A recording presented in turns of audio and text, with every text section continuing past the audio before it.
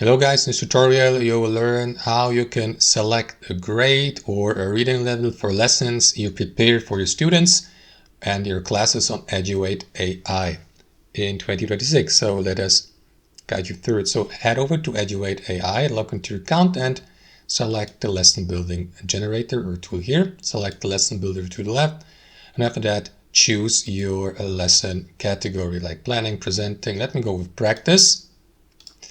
And after that, choose your lesson type, like let us go with essay revision, for example, just an example anyway.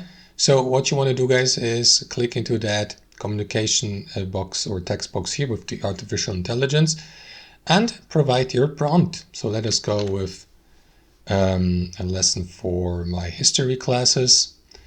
And after that, enter a prompt here. But before you click into generate to create that lesson based on your input or prompt and the selected category and type of lesson, make sure that you select your reading level for your students so that it matches actually the grade. So click into it and you can go, for example, with different reading levels. As you can see, let me go with college level students.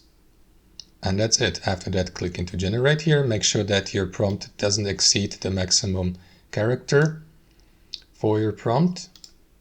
Wait for a brief moment.